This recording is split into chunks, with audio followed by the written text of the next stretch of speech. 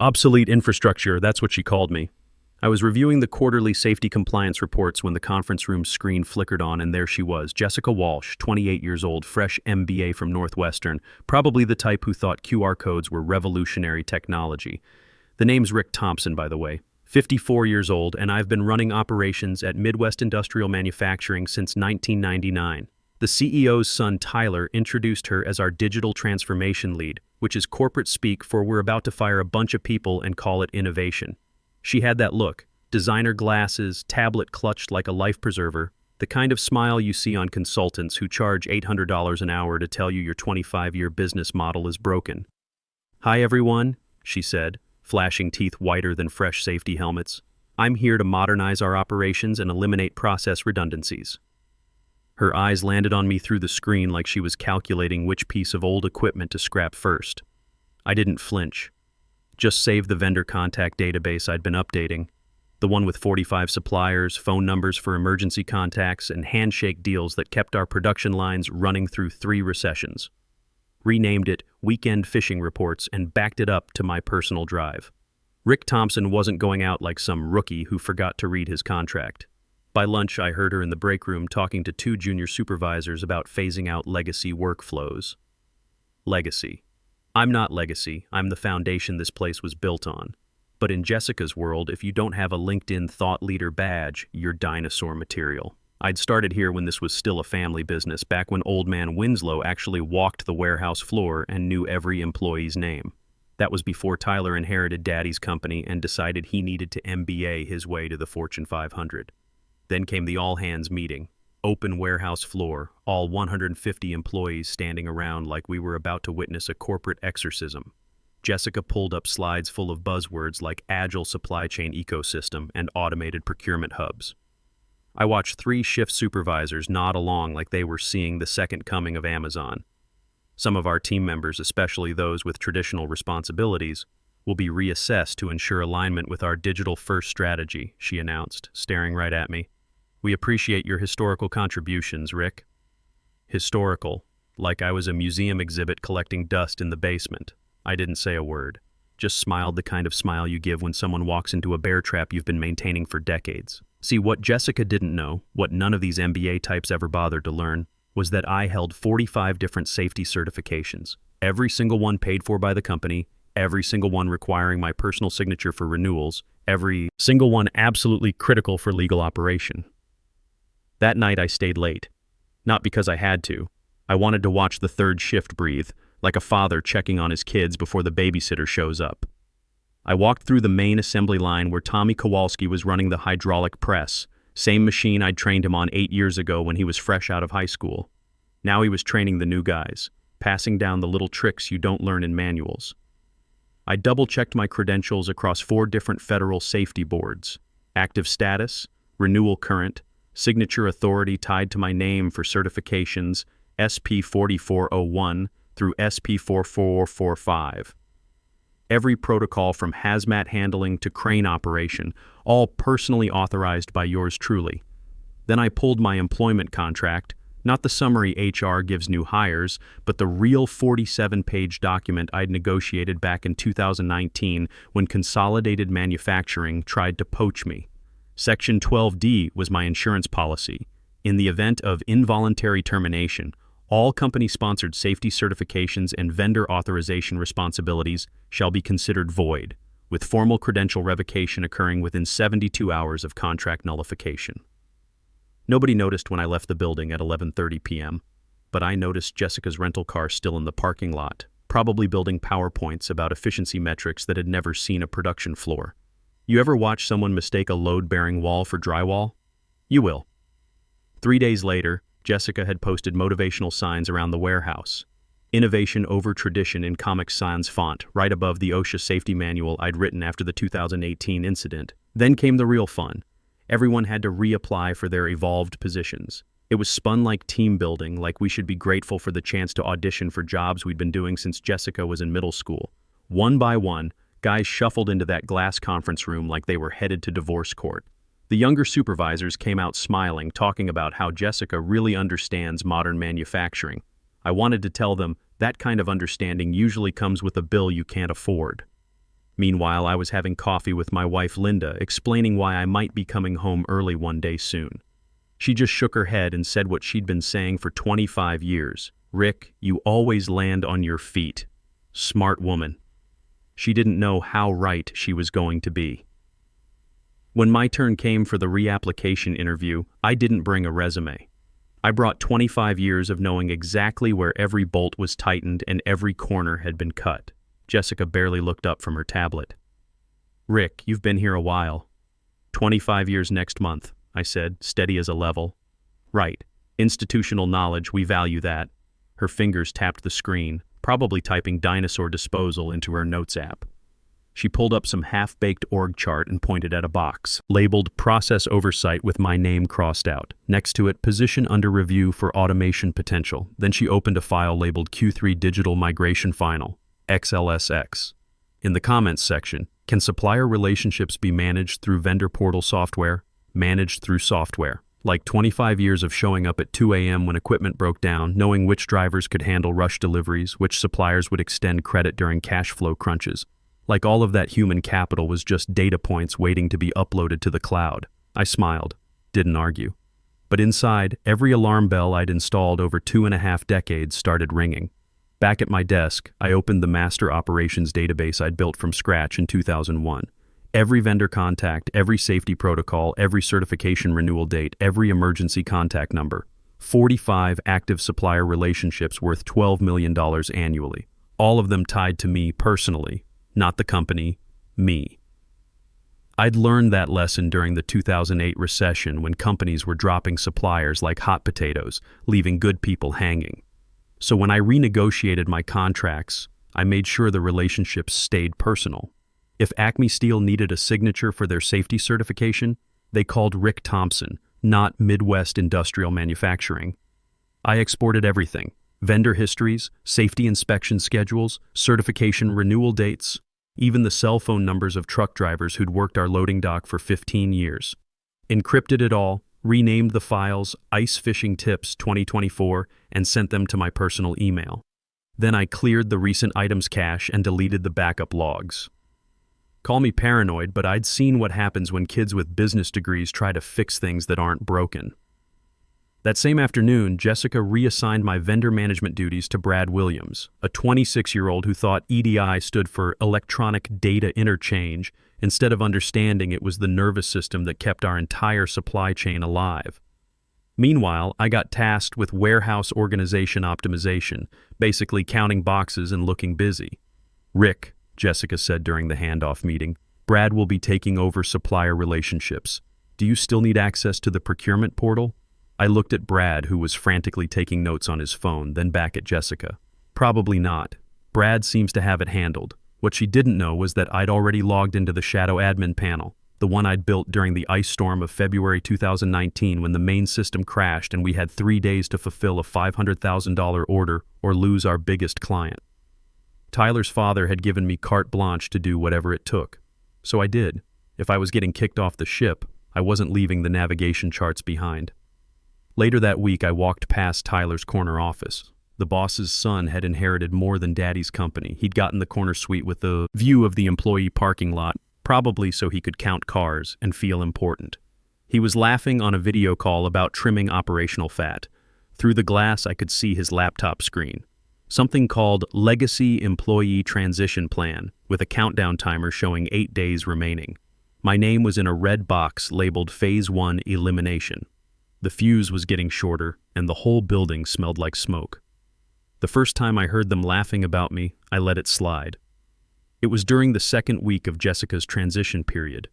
3 junior managers huddled around a printout of my handwritten emergency contact sheets, treating them like cave paintings. "Look at this. Actual phone numbers written in ballpoint pen," snorted Kevin Martinez from purchasing. "Doesn't he know everything's automated now?" "My grandfather keeps better records than this," added Sarah from logistics. "Does Thompson know computers exist?" They were clustered by the coffee machine like teenagers making fun of their substitute teacher, sipping energy drinks and dropping phrases like supply chain optimization and vendor portal integration. as if those words had ever loaded a truck during a blizzard or gotten Christmas orders delivered on December 23rd. I walked past with my coffee mug, the one Linda bought me for our 15th anniversary that said "World's Most Patient Husband," and just smiled. But inside, my backbone felt like someone had been taking a crowbar to it. What they didn't understand, what none of them understood, was that those handwritten notes represented relationships. Real relationships. Like the time in 2015 when our main steel supplier's warehouse flooded, and I knew to call Martinez Metals in Gary because I'd helped their owner's kid get a job 3 years earlier. Or when the truckers' strike of 2018 shut down half our deliveries, but Jimmy Kozlov still ran loads for us because I'd been buying him coffee and asking about his grandkids for a decade. You can't automate trust. You can't upload respect to the cloud. By Thursday of that week, I'd been locked out of 5 different systems, including 2 I'd designed myself when the previous IT contractor had skipped town with 6 months of prepaid service fees. No warning, no email, just red error screens and contact system administrator messages. I was the system administrator, or had been. I called IT and got transferred to Jessica's assistant, a nervous kid named Ashley who sounded like she'd rather be anywhere else on Earth. "Sorry, Rick, all system access requests go through departmental management now. That's Jessica, like she was running the Pentagon instead of a mid-sized manufacturing company in Indiana." I didn't argue, just hung up and stared at my monitor, blank but humming, like a television tuned to a dead channel. Around me, the warehouse floor buzzed with its usual controlled chaos. Forklifts moving pallets, workers checking inventory, supervisors calling out over the radio system I'd helped install in 2004. All of it running on protocols I'd written, safety systems I'd implemented, vendor relationships I'd spent 25 years building. And now I was supposed to sit in my office and count staplers while a 28-year-old with a freshly minted MBA tore it all down in the name of digital transformation. That evening, I stopped by O'Sullivan's Irish pub on my way home. Mike O'Sullivan had been pouring drinks there since before I started at Midwest Industrial, and he poured a perfect Jameson neat without me having to ask. "You look like a man with something on his mind," Mike said, polishing glasses with a bar towel that had seen better decades. "Just work stuff," I said, taking a sip. "Company's going through some changes." "Changes?" Mike shook his head. "That's what they called it when they put in the self-checkout machines at the grocery store. Laid off 8 cashiers who'd been there 20 years combined. Progress, they said." I nodded and finished my whiskey. Progress. "You know what I told my son when he wanted to quit his apprenticeship to become a social media influencer?" Mike leaned on the bar. "I told him there's no substitute for knowing how to actually do something. Kids today think everything can be learned from a YouTube video. Smart man, Mike O'Sullivan. He didn't know how right he was about to be proven." The next morning, I drove to Henderson & Associates, the notary office in a strip mall between a dry cleaner and a tax preparation service. No drama, just me, a wobbly chair, and a form titled Voluntary Relinquishment of Safety Certification Authority. I didn't sign it, just had it witnessed and notarized as an option. An insurance policy folded neatly in my jacket pocket, right next to my wallet and house keys. The axe fell on a Monday because of course it did. The kind of Monday where the warehouse air feels like recycled disappointment and everyone pretends their coffee is strong enough to make the week bearable. We were all gathered for Jessica's new weekly operational alignment meeting, basically a TED Talk for people who thought synergy was a vitamin. She stood at the front of the main warehouse floor in her navy blazer, doing that palms out gesture like she was calming nervous livestock. "Let's start with some transparency," she announced. "That's how you know someone's about to gut you in public, when they lead with transparency. We've been conducting comprehensive workforce analysis over the past 3 weeks," she continued, pacing between pallets of steel tubing like she was delivering a graduation speech. "While experience has value, resistance to change threatens our competitive position."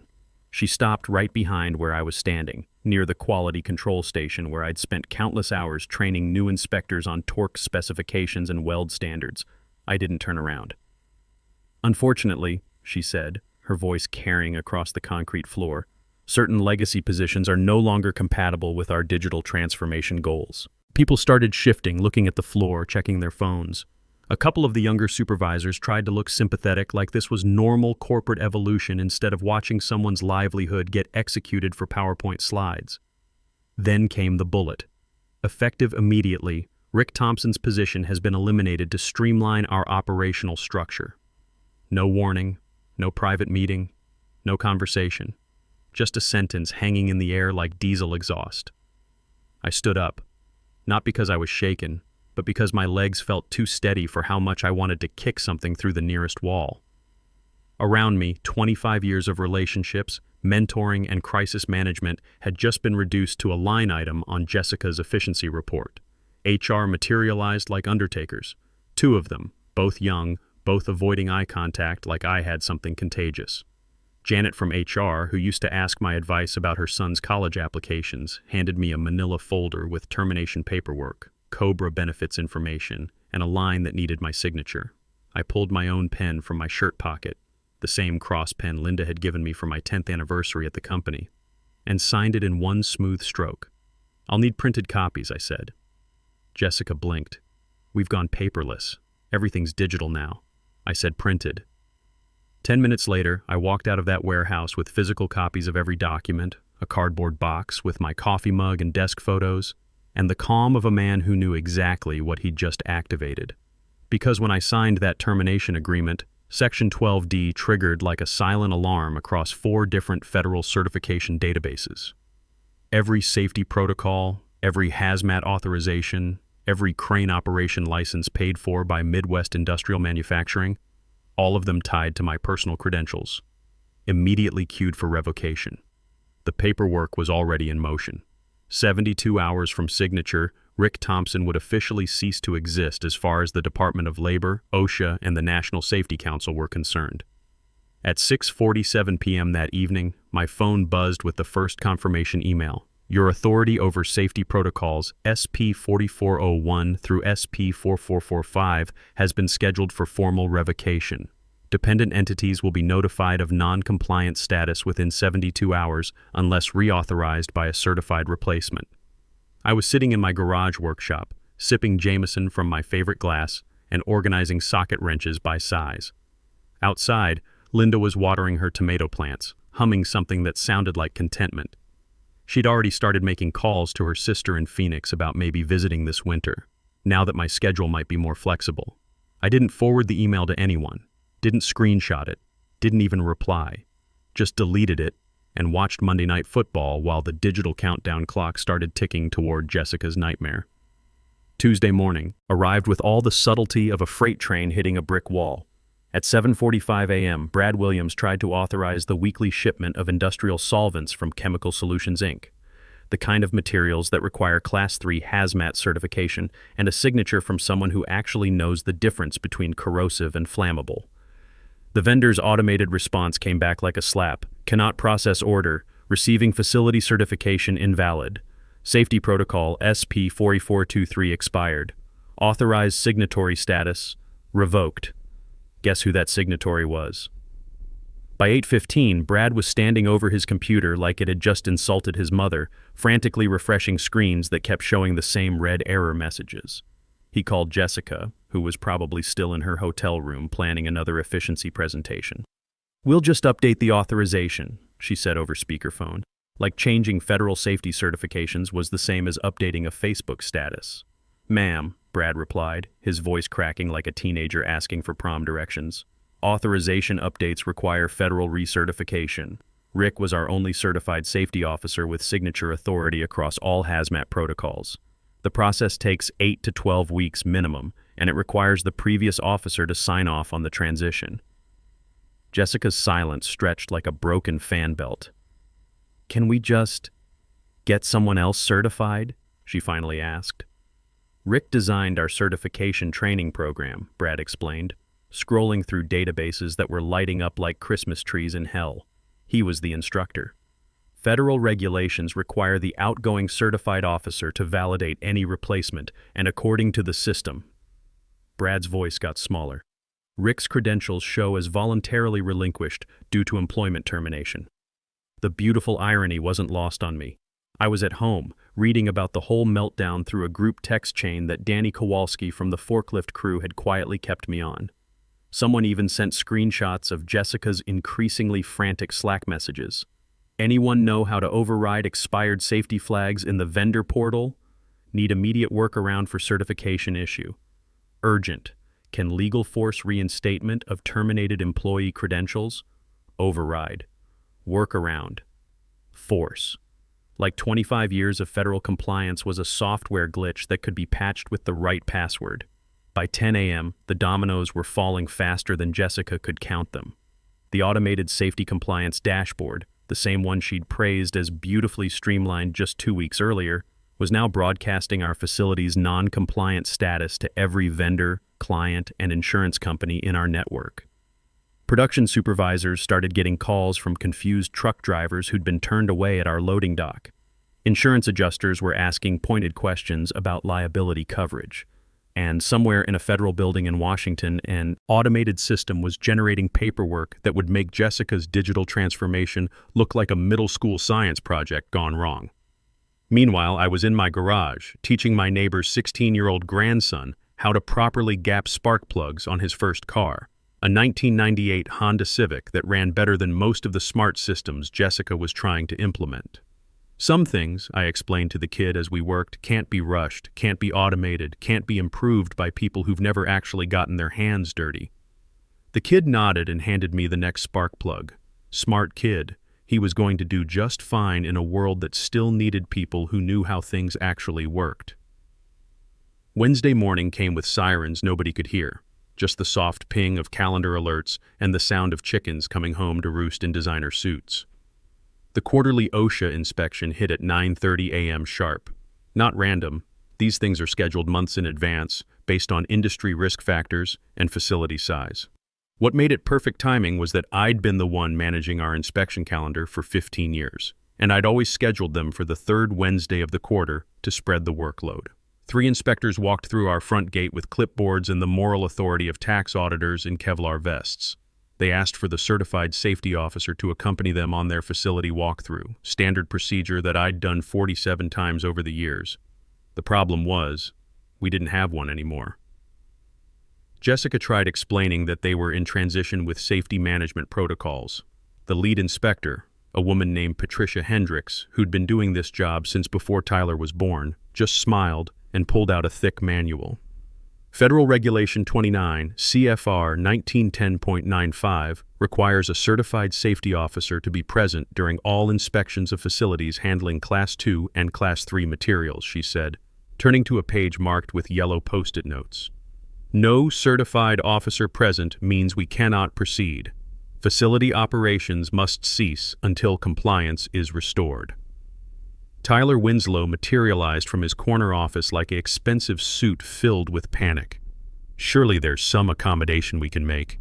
This is just a temporary administrative issue. Patricia looked at him the way mechanics look at customers who insist they know what's wrong with their engine. Son, federal safety regulations aren't suggestions. Your facility is officially shut down until you can provide proper certification. By noon, yellow tape was going up around our 3 main production lines. 150 workers were sent home with pay, for now. $50,000 in daily operating costs with 0 revenue coming in. Insurance companies started making phone calls that nobody wanted to answer. I heard about all this from Danny Kowalski, who stopped by my house around lunchtime with a 6-pack of beer and a story that got better with every telling. You should have seen Tyler's face, Danny said, settling into my garage workbench area. Kid looked like someone had told him Santa Claus was a communist. Jessica kept trying to call people, but who you gonna call? The federal safety certification fairy? We spent the afternoon in comfortable silence, Danny helping me organize tools while I explained why certain wrenches belonged in specific places. Order matters when you're trying to fix something under pressure. Jessica was about to learn that lesson the hard way. Thursday brought the insurance company review. Seems when your safety certifications lapse, your liability coverage gets reviewed faster than a NASCAR pit stop. The kind of review that involves lawyers reading fine print and discovering words like null and void buried in subsection 47B. Tyler spent that morning on conference calls with legal teams explaining how they'd accidentally invalidated their entire operational insurance policy by terminating their certified safety officer without proper transition protocols. The insurance company's response was professional, polite, and devastating. Coverage suspended pending compliance restoration. That same afternoon, our 3 biggest clients received automated notifications that Midwest Industrial Manufacturing was operating under non-compliant status. In the world of government contracting and corporate liability, non-compliant is like having leprosy at a dinner party. My phone rang around 4 p.m. Unknown number, but I answered anyway. "Rick." The voice was shaky, desperate. "This is Tyler Winslow. We need to talk." I was in my garage, applying Danish oil to an oak bookshelf I'd been building for Linda's birthday. About what? Coming back. We made a mistake. A big mistake. Name your terms. I set down my brush and looked out at the late afternoon sun filtering through maple trees. What mistake was that? Letting you go. The safety certifications, the vendor relationships, the inspection protocols. We didn't understand how everything was connected. Jessica said it could all be automated. Long pause. Jessica's contract has been terminated. I almost felt bad. Almost. Sorry to hear that. Rick, we're hemorrhaging money. The insurance company won't cover us without certified oversight. Our biggest clients are threatening to cancel contracts. OSHA won't let us operate. We need someone who understands the systems, who can get us compliant again. Sounds expensive. We're prepared to offer you whatever it takes. VP of Operations position. $120,000 salary. That's 40% more than you were making. Signing bonus, company truck, whatever you need. I picked up my brush and applied another coat of oil to the bookshelf. Smooth, even strokes, just like my grandfather had taught me 40 years ago. I appreciate the offer, Tyler, really do. But I start my new job. Monday. New job? Consolidated Manufacturing offered me VP of Operations last Friday. Seems word gets around fast when someone with my background becomes available. The silence stretched like a broken cable. Rick, please, we can match any offer, we can beat it. Just tell us what you want. Tyler, I said, gentle but final. You can't match 25 years of respect. I hung up and finished the bookshelf. Outside, Linda was deadheading her roses, humming something that sounded like victory. Friday brought the final dominoes. Consolidated Manufacturing announced their new VP of Operations in a press release that hit every industry blog before lunch. Veteran Operations Manager Rick Thompson brings quarter-century of manufacturing excellence and established vendor relationships to our expanding enterprise. Within 2 hours, 4 of Midwest Industrial's major clients called Consolidated sales team. Seems they preferred working with companies that had VPs who answered their phones and knew their procurement managers' kids' names. Martinez Metals called me directly. Rick, heard you landed at Consolidated. We've got some contracts coming up for renewal. Jimmy Kozlov from Transport sent a text. New place treating you right? Got 3 drivers asking when they can start running loads for you again. By closing time Friday, Tyler's company had lost $2.8 million in contracts to competitors, faced $750,000 in insurance claims they couldn't file, and owed 150 workers for a week of shutdown pay with no revenue to cover it. As for me, I was in my new corner office Monday morning, sipping coffee from a mug that didn't have any motivational slogans on it, reviewing vendor contracts with handwritten notes in the margins. Real relationships built one handshake at a time over 25 years. On my desk, held down by a paperweight Linda had given me for our 20th anniversary, was a yellow sticky note. No signature, no corporate speak, just 7 words in my own handwriting. Experience never goes out of style. Outside my window, I could see trucks loading and unloading, workers who knew their jobs, systems that hummed instead of crashed. It looked a lot like respect, and it felt like home. The best part? My phone hadn't stopped ringing all week. Seems there were a lot of companies out there who'd rather have someone who knew how to actually run operations instead of someone who knew how to run PowerPoint presentations. Jessica's digital transformation had worked perfectly. She'd transformed a profitable manufacturing company into a cautionary tale, and she'd transformed an obsolete 54-year-old into the most sought-after operations executive in the industrial Midwest. Sometimes the old ways work best. Sometimes experience trumps education. And sometimes, when someone calls you obsolete infrastructure, the best response is to show them what happens when the infrastructure walks away. I raised my coffee mug toward the window, toward the warehouse across town that was still sitting silent and empty, and smiled. The last laugh, as it turned out, was mine.